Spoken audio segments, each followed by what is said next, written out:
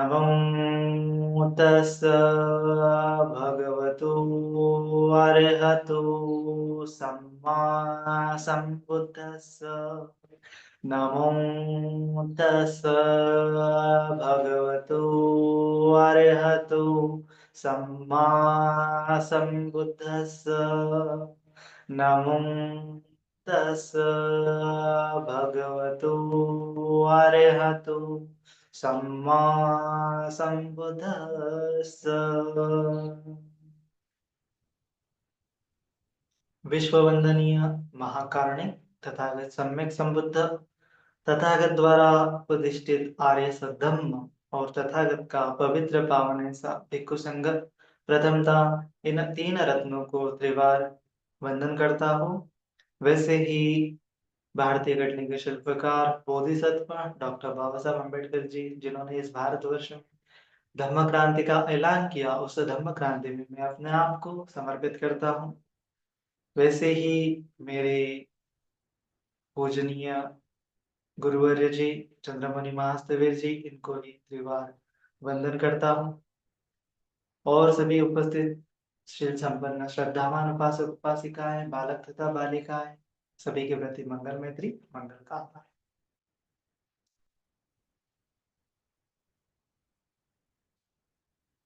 तो हम देखते हैं भगवान जी ने जो धर्म बताया है, उस धर्म का पालन करते हुए, उस धर्म का आचरण करते हुए हम लोग अपना जीवन यापन कर रहे हैं। जीवन की जो कठिनाइयां है, आपत्ति विपत्ति है, उनसे दूर करने का प्रयास करते हुए हम धर्म का आचरण करते हुए आगे बढ़ रहे हैं, धर्म मार्ग पर आगे बढ़ रहे हैं, धर्म पद पर आगे बढ़ रहे हैं। अपितु धर्म पद पर आगे बढ़ते हुए हमें कुछ ऐसे निवर्ण आते हैं, कुछ ऐसी बाधाएं आती है, कुछ ऐसे अ, संकट आते हैं, या फिर कुछ ऐसी दृष्टियां आती है जिसके चलते हम आगे नहीं बढ़ पाते। हाँ। वैसे धम्मों में आगे बढ़ते हुए हमें हमारा मुकाम क्या है, हमारा लक्ष्य क्या है, इस पर हमें बार बार क्या करना चाहिए, गौर करना चाहिए, चिंतन मनन करना चाहिए कि हम धम्म का आचरण क्यों कर रहे हैं, धम्म का आचरण करना क्यों जरूरी है, धम्म का आचरण करना क्यों अनिवार्य है। तो आज के इस सत्र में हम देखने वाले हैं कि धम्म का आचरण करने के लिए हमें संवेग उत्पन्न होना, हमारे अंदर एक मोटिवेशन उत्पन्न होना आवश्यक है, जरूरी है। तो उस मोटिवेशन कैसे हमें उत्पन्न हो सकती है, भगवान जी ने क्या बताया है कि जिसके चलते हमें धम्म का आचरण करने में देरी नहीं करनी चाहिए और पूरी तरह से अप्रमादी होते हुए धम्म का आचरण क्यों करना जरूरी है, या फिर क्यों करना चाहिए। तो भगवान जी ने समझाया है हमें, संवेग वस्तु समझाया है, संवेग उत्पन्न करने वाले ऐसी चीजें समझाया है कि जिसके ऊपर हमें गौर करना चाहिए, जिसके ऊपर हमें फोकस करना चाहिए। अभी तो हमारा ध्यान जो है इधर उधर भटक जाता है, धम्म की प्रैक्टिस कम हो जाती है, हम धम्म प्रैक्टिस को निरंतरता नहीं बना पाते हैं। तो उसके लिए हमें ये महा अट्ठ संवेग वस्तु 8 ऐसी चीजें हैं जिसके ऊपर फोकस करना चाहिए, बार बार फोकस करना चाहिए, बार बार चिंतन मनन करना चाहिए। तो उसको बोला है अट्ठ संवेग वस्तु, 8 संवेग उत्पन्न करने वाले वस्तु ये है। इस संसार में ये चीजें हमेशा होती हैं, निरंतर होती है, लेकिन हम इसके ऊपर कभी गौर नहीं करते, या फिर ज्यादा हम उसके ऊपर कभी चिंतन मनन नहीं करते। तो आज के सत्र में हम जानने वाले हैं 8 चीजों के बारे में, और इसके बाद इससे छूटने का उपाय क्या है, भगवान जी ने कैसे बताया है, उसके ऊपर भी हम चिंतन करेंगे, चर्चा करेंगे। तो भगवान जी ने बताया है कि जो दुख आ रहे सत्य है उसका हमें अच्छे से आकलन होना अनिवार्य है ना। तो ये अष्ट संवेग वस्तुएं हमें दुख की ओर इशारा कराती है कि इस जीवन में क्या क्या दुख है। और उसके बाद फिर भगवान जी समझाते हैं कि ये जीवन जो है दुखमय है, इसके ऊपर हमें प्रकाश डालना चाहिए, इसके ऊपर हमें पॉइंट आउट करना चाहिए कि हाँ ये जीवन में दुख है ना। और इस जीवन में क्या क्या दुख है, तो भगवान जी बोलते हैं कि जाति भी दुखा, इस जीवन में जो है जन्म लेना ही दुख कारक घटना है। जन्म से ही दुख कारक घटना का आरंभ होता है। जहाँ जन्म है वहाँ हम एक दिन, जहाँ जन्म हुआ है एक ना एक दिन हमें मरना पड़ेगा, ये प्रकृति का नियम है। तो मरते मरते हुए हमें जर्जर होते हुए मरना पड़ेगा। तो जर्जरता आएगी, जरा आएगी तो क्या हो जाएगा, दुख आएगा। और उसके साथ साथ हम देखते हैं कुछ व्याधियां आएंगी, कुछ बीमारियां आएंगी तो दुख होगा। और इस व्याधि से, इस जरा से, इस मरण से आज तक कोई बचा नहीं है।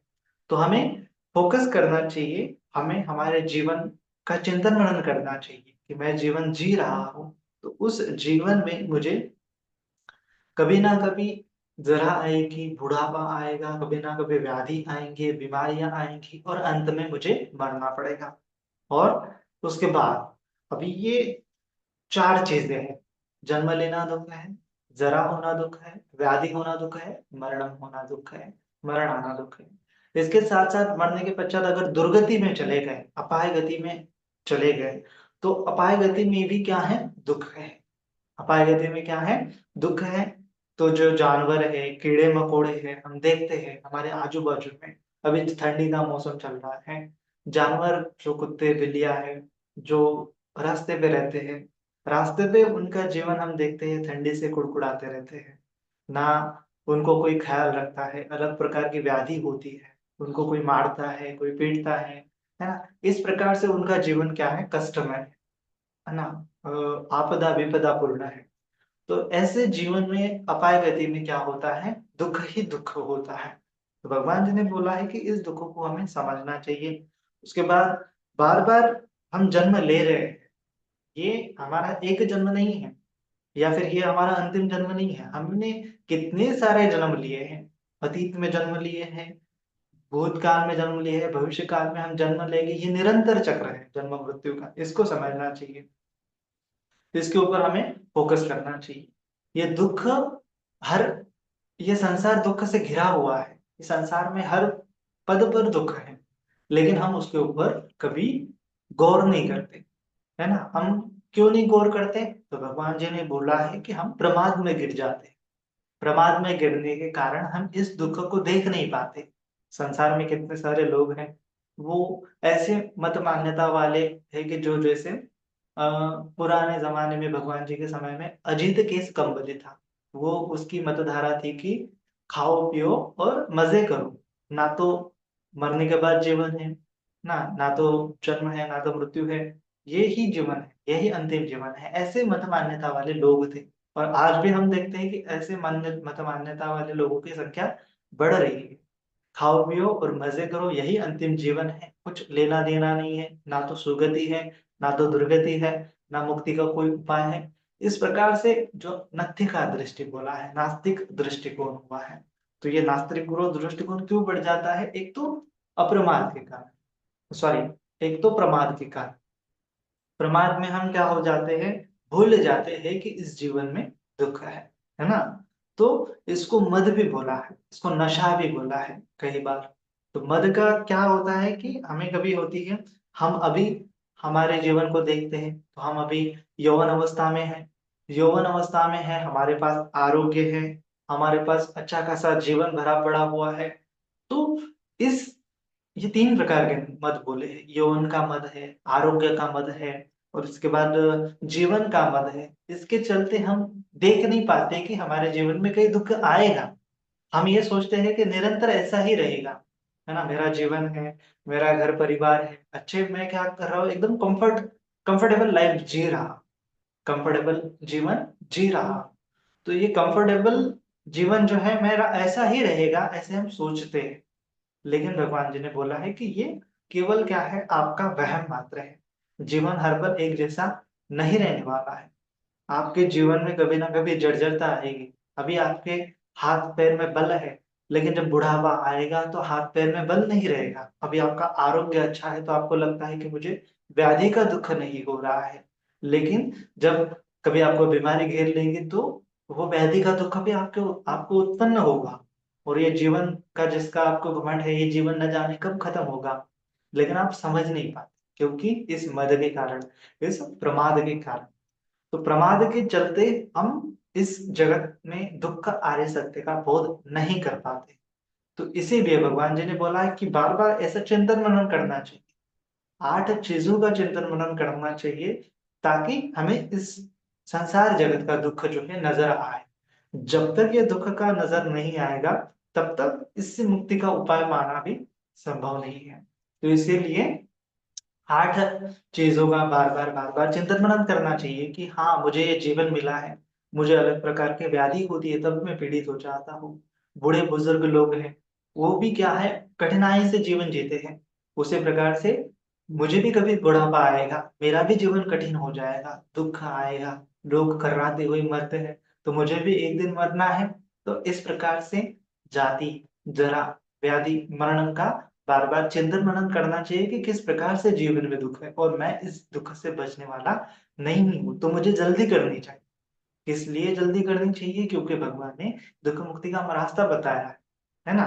नहीं तो फिर हम प्रमाद में ही इस जीवन को गवा देंगे, है ना। तो भगवान जी ने बताया कि ये ये जीवन हमने प्रमाद में गंवाया नहीं है। ऐसे अतीत काल में न जाने हमारे कितने जन्म हुए हैं, कितने जन्म हुए हैं, अनगिनत जन्म हुए हैं, कल्पों कल्पों हम जाए हैं, कल्पों कल्पों हमारे जीवन हुए हैं, लेकिन फिर भी हमें कभी ये जीवन के दुख का एहसास नहीं हुआ। क्यों नहीं हुआ? क्योंकि हम प्रमाद में ही बहते चले जा रहे हैं, इस जीवन के प्रमाद में, है ना। यौवन के प्रमाद में, आरोग्य के प्रमाद में, जीवन ज्यादा लंबा है इसके प्रमाद में हम जीवन को क्यों ही खो बैठते हैं। और ये पहली बार नहीं हुआ है, ऐसे बार बार हो रहा है, हजारों बार हो रहा है। भगवान जी बोलते हैं कि हमारे इतने सारे जन्म हुए हैं कि अगर हर जन्म का हम अस्थियां इकट्ठा करेंगे, हड्डियां इकट्ठा करेंगे, तो जो हिमालय पर्वत है, वो हिमालय पर्वत भी कम ऊंचा होगा, उससे ज्यादा हमारे जन्म हुए हैं, उतनी बार हम मरे हैं,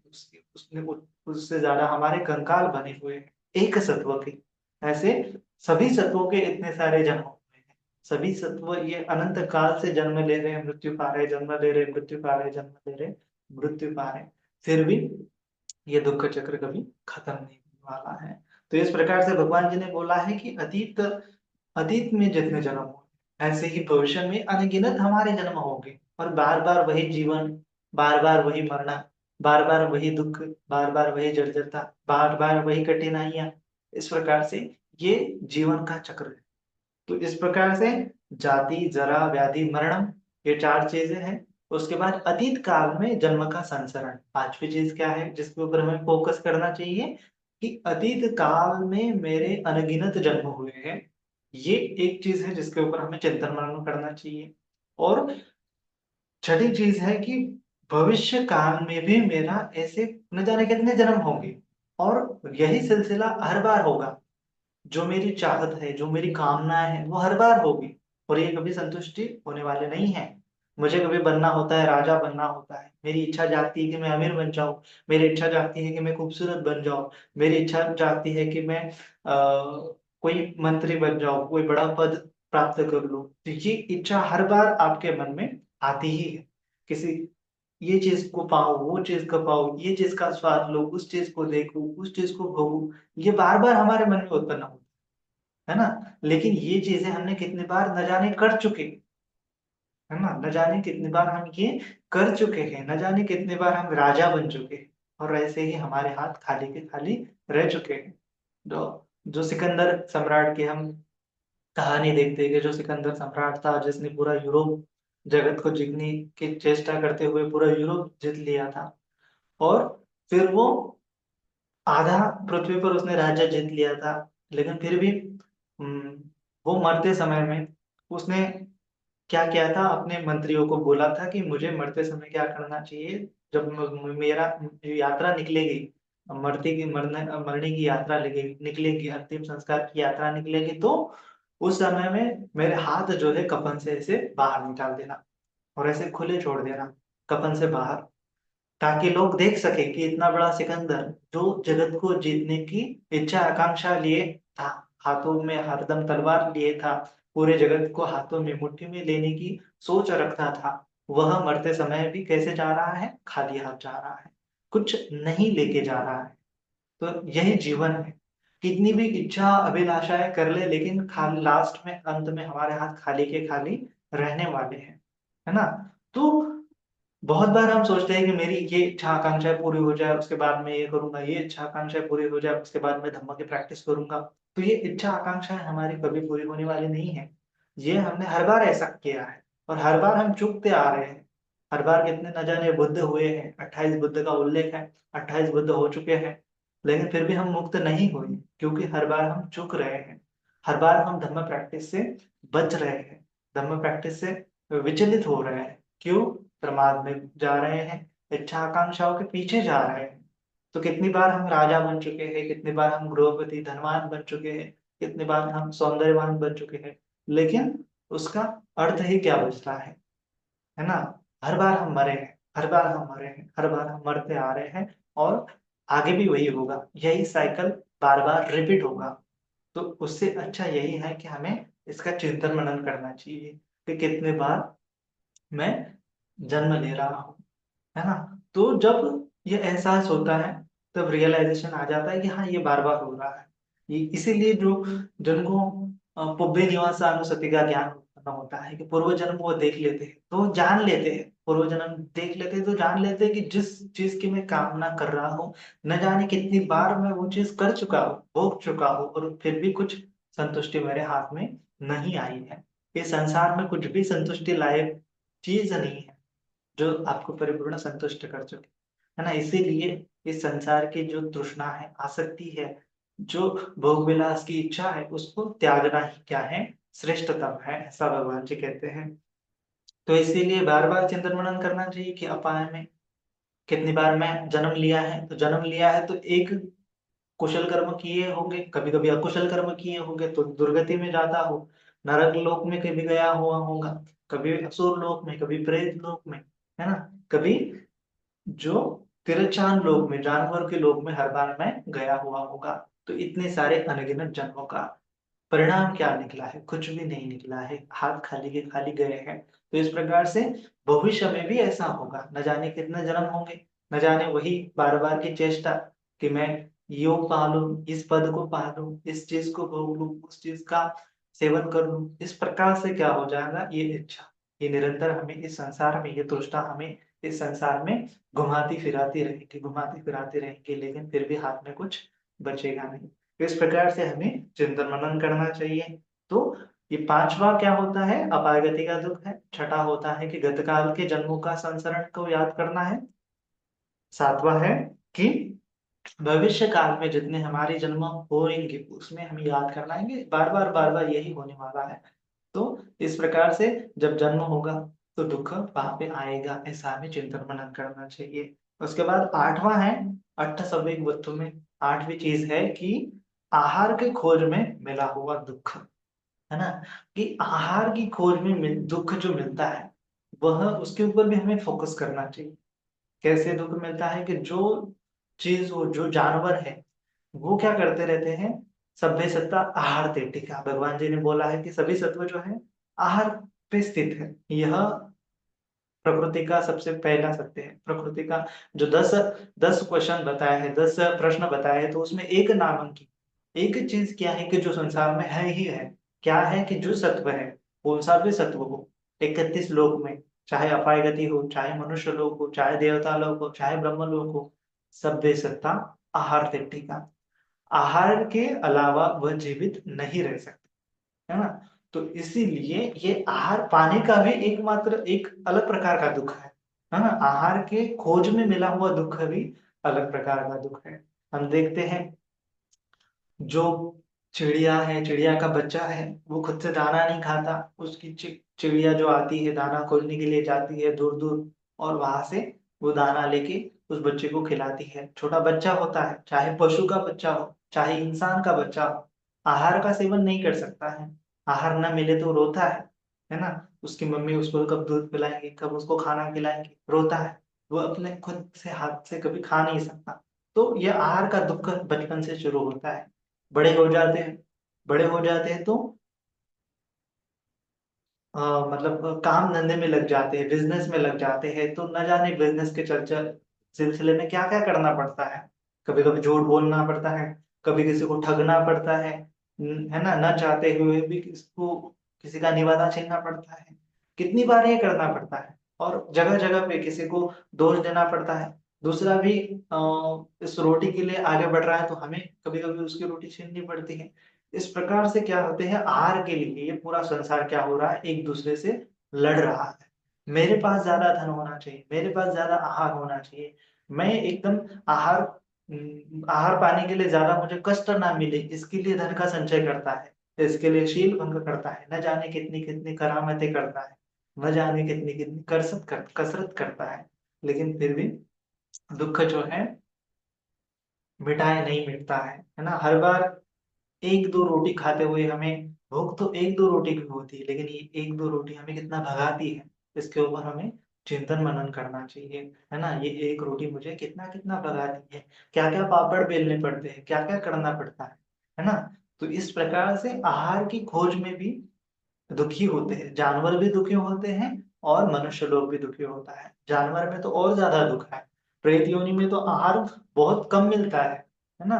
तो इस प्रकार से जानवर लोग देखते हैं हम, बरसात में, ठंडी में, उनको आहार पाने के लिए कहाँ से कहाँ जाना पड़ता है। धूप काल में कोई फल नहीं होता, फूल नहीं होती, कितने दूर दूर भटकना पड़ता है, पानी के लिए कितने दूर दूर भटकना पड़ता है।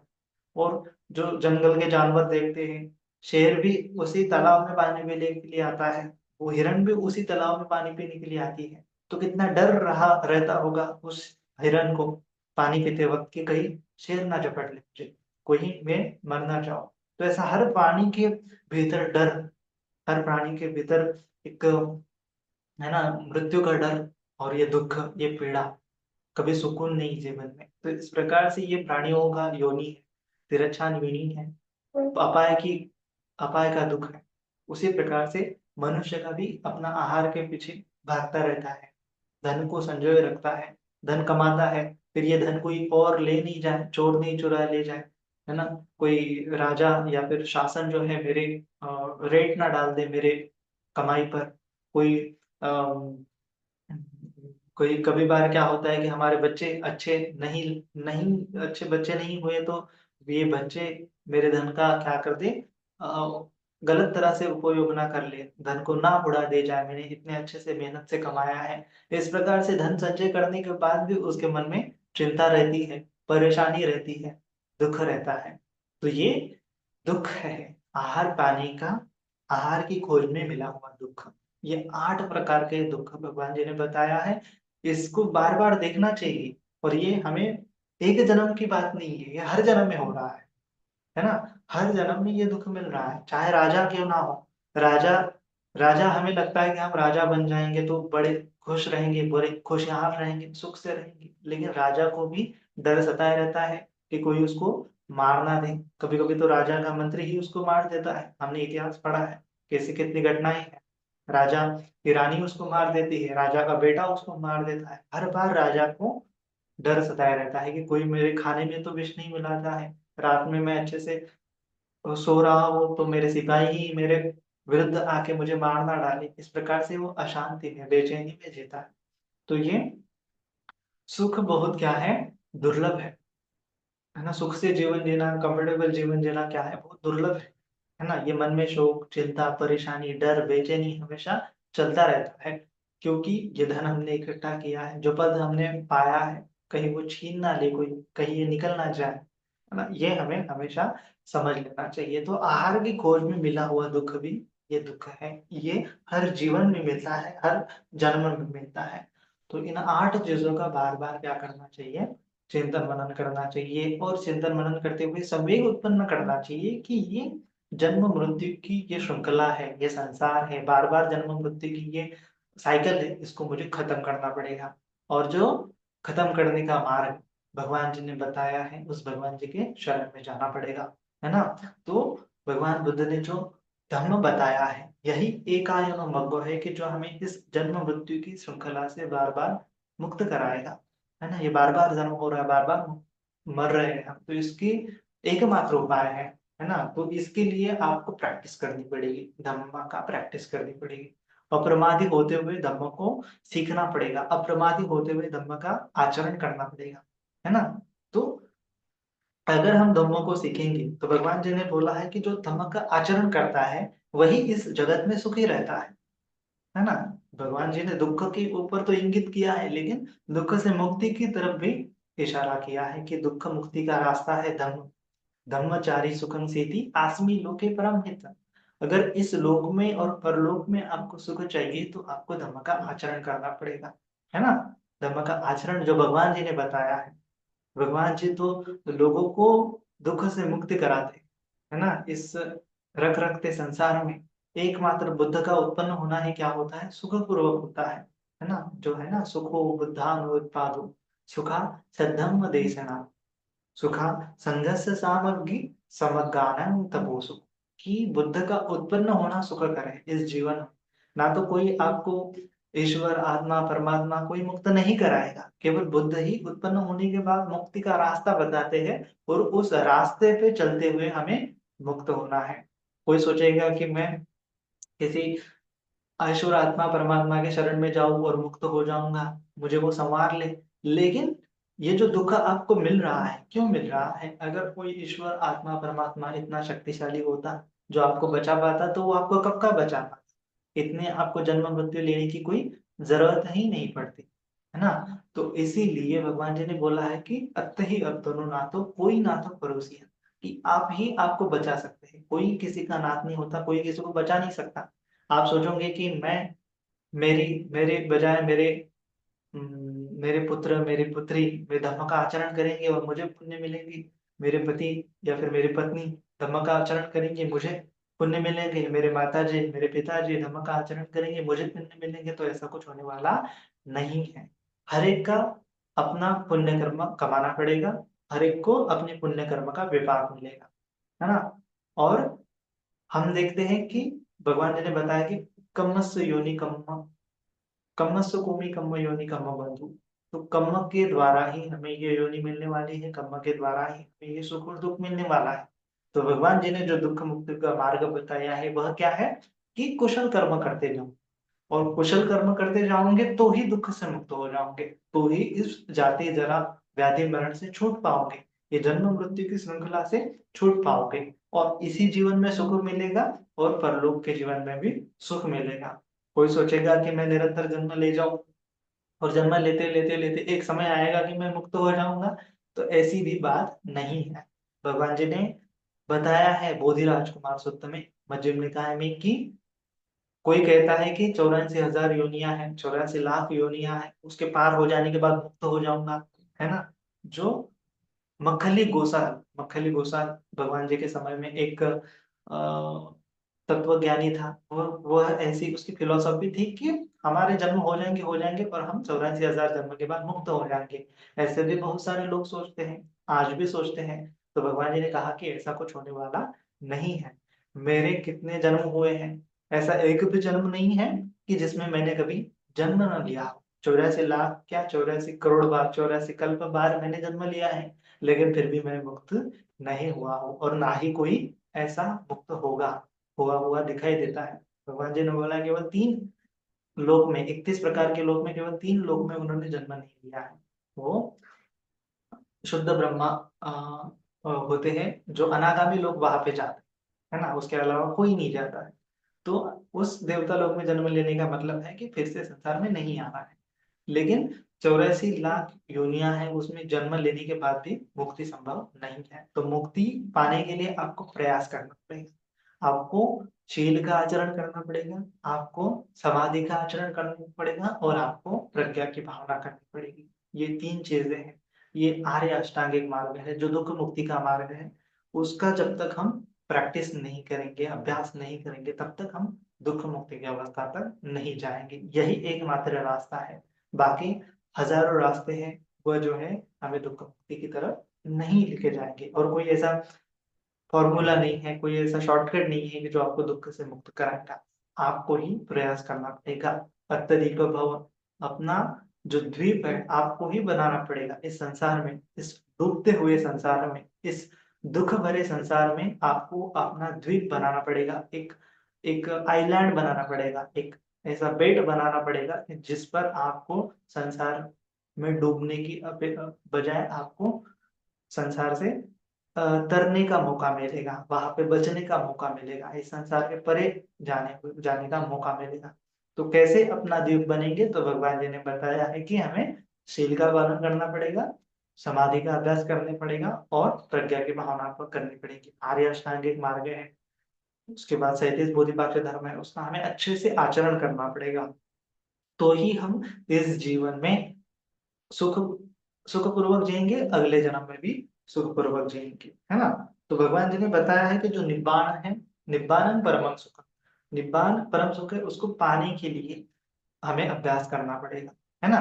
तो इसीलिए हमारा हमारा हर वक्त उद्देश्य होना चाहिए कि ये जन्म मृत्यु की श्रृंखला से परे जो निब्बाण है उसको हम पा लें, जन्म मृत्यु से बच जाए, जन्म मृत्यु से हमारा छुटकारा हो जाए, हम इस भव संसार से परे हो जाए, लोकोत्तर अवस्था निर्वाण को पा लें, है ना। तो इसीलिए भगवान जी ने बोला है कि हमें सुखपूर्वक जीना है, तो हमें क्या करना पड़ेगा, भगवान जी ने सुख का भी रास्ता बताया है। दुख जिस प्रकार से जीवन में है उस प्रकार से सुख भी है। दुख अकारण नहीं है, हमारे अज्ञान के कारण, हमारे अविद्या के कारण हम इस संसार में पड़ रहे हैं, मोह के कारण बार बार जन्म ले रहे हैं, बार बार मृत्यु पा रहे हैं, लोभ के कारण, द्वेष के कारण। इसीलिए हमें इन लोभ द्वेष मोह से बचना पड़ेगा, अविद्या से बचना पड़ेगा, और इस जीवन में सुख का द्वीप बनाना पड़ेगा। सुख का द्वीप कैसे बनाएंगे, तो भगवान जी ने रास्ता बताया है ना, कि सुखम यावं जराशीला, सुखा श्रद्धा प्रतिष्ठिता, सुखो पन्याय पटिलाभो, पापानम अकरणं सुखा। तो भगवान जी ने बताया है कि जीवन भर पर्यंत शील का पालन करना एक सुखकर अवस्था है। कभी शील खंडित करेंगे तो क्या हो जाएगा, दुख ही दुख मिलेगा। उसके बाद अगर शील से पालन करेंगे, प्राणी हिंसा नहीं करेंगे, चोरी नहीं करेंगे, व्यभिचार नहीं करेंगे, झूठ नहीं बोलेंगे, मादक पदार्थ का सेवन नहीं करेंगे, तो क्या हो जाएगा, हम सुख से रहेंगे। कैसे सुख से रहेंगे, तो भगवान जी ने बताया कि ये शील ही सुख का रास्ता है। उसके बाद श्रद्धा प्रतिष्ठिता, सुखा श्रद्धा प्रतिष्ठिता, श्रद्धा उत्पन्न होना। कैसे श्रद्धा, कैसे शील, तो कालाम सूत्र में, केशुमती सूत्र में भगवान जी ने बताया है कि कोई अगर शील पालन करता है ना, शील पालन करता है, प्राणी हिंसा नहीं करता है, चोरी नहीं करता है, व्यभिचार नहीं करता है, झूठ नहीं बोलता है, और मादक पदार्थ का सेवन नहीं करता है, तो उसको एक शाश्वती मिल जाती है। कैसे मिल जाती है कि शील पालन करने से वो सोचता है कि जिंदगी भर मैंने शील पालन किया है, तो उसका चित्त प्रफुल्लित रहता है, उसके चित्त में राग द्वेष मोह नहीं रहता है। तो यही उसको पहली शाश्वती मिल जाती है। दूसरी शाश्वती मिल जाती है कि अगर मरने के पश्चात कोई ईश्वर आत्मा परमात्मा है जो सुख और दुख का निर्देशित कर रहा है, तो भी क्या है कि मैंने शील पालन किया है, ऐसा अगर किसी में आत्मविश्वास है, श्रद्धा है, तो उसको डरने की कोई बात नहीं। मरने के पश्चात उसको सुगति मिलने ही वाली है ना, क्योंकि कुशल कर्म का शील पालन किया, इसका मतलब कुशल कर्म किया है, कुशल कर्म का विपाक उसको सुगति मिलने ही वाली है, उसके कर्मों के अकॉर्डिंग। कोई देने वाला है तो भी क्या होगा, 100% उसको सुगति मिलने ही वाली है। तो ये उसको आश्वासन मिलेगा कि मैंने शील पालन किया है, तो मुझे डरने की आवश्यकता नहीं है, मेरी मरने के पश्चात सुगति ही होगी, है ना। जब वो जर्जर हो जाता है, जब मरने का समय आता है, तो उसको अपने शील को याद करना चाहिए कि मैंने जीवन भर में कितने शील पालन किए, कितना मैंने पुण्य अर्जित किया है। और भगवान जी ने जैसा बताया है, ये सुख का मार्ग है। मैंने कभी शील भंग नहीं किया है, मैंने कभी पाप कर्म नहीं किया है, मैंने हमेशा कुशल कर्म किया है। तो ये मेरी श्रद्धा है कि इस कुशल कर्म से मैं सुगति ही जाने वाला हूँ। ये श्रद्धा उत्पन्न होती है ना। सुखा श्रद्धा प्रतिष्ठिता, उसके कर्मों के प्रति, कुशल कर्मों के प्रति उसकी श्रद्धा उत्पन्न हो जाती है। जैसे ही कुशल कर्मों के प्रति श्रद्धा उत्पन्न हो जाती है, उसको बुद्ध के प्रति श्रद्धा उत्पन्न होती है, धर्म के प्रति श्रद्धा उत्पन्न होती है, संघ के प्रति श्रद्धा उत्पन्न होती है। ये तीन श्रद्धा उत्पन्न होना, कर्मों के प्रति चार श्रद्धा उत्पन्न होना, इस जीवन इस जगत में दुर्लभ है ना। तो जैसे ही उसको चार चीजों के प्रति श्रद्धा उत्पन्न हो जाती है, वैसे ही उसकी अपाय गति में जाने का रास्ता बंद हो जाता है, पूरी तरह से बंद हो जाता है। वह व्यक्ति श्रोतापन्न कहलाता है कि वह निर्वाण के रास्ते में पड़ गया, उसको दुख मुक्ति का रास्ता पता चल गया, दुख मुक्ति का फॉर्मूला पता चला ही नहीं है, तो उसने जीवन भर क्या किया है, सुखं यावं जरा शीला, जीवन भर पर्यंत ये शील का आचरण किया है, पुण्य कमाने का आचरण किया है, दुख मुक्ति से छूटने का, दुख से छूटने का आचरण किया है, भावना की है, अभ्यास किया है, प्रैक्टिस किया है। ऐसे प्रैक्टिस का विश्वास ही उसको दुख से मुक्त कराता है। ये श्रद्धा, ये विश्वास, ये आत्मविश्वास के मैंने कभी शील खंडित नहीं किया। बुद्ध ने जैसा बताया है वैसे का वैसा दुख मुक्ति के रास्ते का आर्य अष्टांगिक मार्ग का मैंने अभ्यास किया है। ऐसी श्रद्धा उत्पन्न होना ही श्रोता बनना कहलाता है। फिर अपाय गति में जाने के रास्ते बंद हो जाते हैं, ज्यादा से ज्यादा उसके 8 भाव हो जाते हैं, उसके बाद वह मुक्त हो जाता है। इस प्रकार से यह पहला रास्ता है, श्रोता बनना हो जाने के बाद दुख मुक्ति हो जाती है। उसके बाद सुखो पन्याय पटिलाभो, भगवान जी ने बताया कि पन्या का उत्पन्न होना ही क्या है, सुखकर है। चाहे वो श्रुत में प्रज्ञा हो, श्रुत में प्रज्ञा, धर्म का चिंतन मनन कर दिया, धर्म को सुन लिया, एकदम अच्छा लगता है। अरे हाँ, ये कैसे मैं लोभ में पड़ा था, कैसे मैं द्वेष में पड़ा था, कैसे मैं मोह में पड़ा था, जो मुझे दुख की खाई में अपाय गति में ले जा रहे। अभी मैं ये दुख मुक्ति का रास्ता सीख लिया, लोभ नहीं करूंगा, द्वेष नहीं करूंगा, मोह नहीं करूंगा, है ना, एकदम प्रज्ञा से शील से जीवन जीऊंगा। ऐसा उसको क्या हो जाती है, प्रज्ञा उत्पन्न हो जाती है, तो सुख का एहसास होता है। श्रुत में प्रज्ञा हो, चिंतन में प्रज्ञा हो, भावना में प्रज्ञा हो, अपने प्रज्ञा से ही क्या होता है, सुख की उत्पत्ति होती है। फिर ऐसे प्रज्ञा से अगर जीवन जिएंगे तो सुख ही सुख आएगा। क्या करना है, क्या नहीं करना है, क्या कुशल है, क्या अकुशल है, ऐसा दृष्टि रखते हुए सम्यक दृष्टि से अगर जीवन जिएंगे तो सुखकर है, सुखमय है, ऐसा भगवान जी ने बताया है। मिथ्या दृष्टि का आचरण करेंगे, प्रमाद में पड़ जाएंगे तो क्या है, दुख ही दुख है। सम्यक दृष्टि का आचरण करेंगे, अप्रमाद से, एकदम संयम से, है ना, शील समाधि का आचरण करेंगे तो सुख ही सुख है। सुखोपन्याय पटिलाभो। उसके बाद पापानं अकरणं सुखम, पाप कर्म नहीं करते हैं।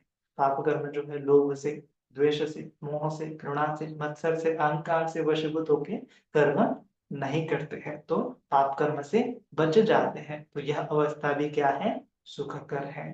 तो इस प्रकार से भगवान जी ने दुख मुक्ति का रास्ता बताया है। दुख मुक्ति का रास्ता बताते हुए हमें क्या करना चाहिए, उस पर चलना चाहिए, है ना। बुद्ध का धम्म सद्धम्म देशना क्या है, सुखकर है। उसके बाद संग सुखा संगस्य सामग्री, भगवान जी ने संग के साथ रहना चाहिए, अच्छे अच्छे लोगों के साथ रहना चाहिए कि जो शील पालन करते हैं, समाधि का अभ्यास करते हैं, प्रज्ञा की भावना करते हैं, ये संग है ना। उपासक संग, उपासिका संग, भिक्षु संग, भिक्षुणी संग, इनके संग।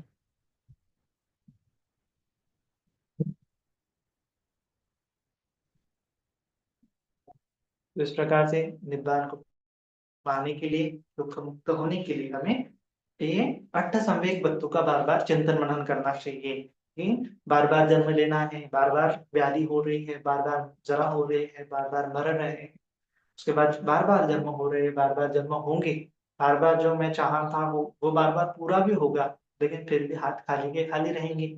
आहार, हर जन्म में आहार पाने के लिए दुख है। ये 8 चीजें ध्यान में रखेंगे और जन्म मृत्यु की श्रृंखला से बचने का उपाय भगवान जी ने जो बताया है उसका पालन करेंगे। इसके साथ ही हम सभी का मंगल कामना करते हैं, सभी जल्द से जल्द ये दुख संवेग प्राप्त करते हुए दुख मुक्ति के रास्ते में आगे बढ़े, सभी को निर्वाण संपत्ति प्राप्त हो जाए, सभी का मंगल हो जाए, सभी का मंगल हो जाए, सभी का मंगल हो जाए। साधु साधु साधु।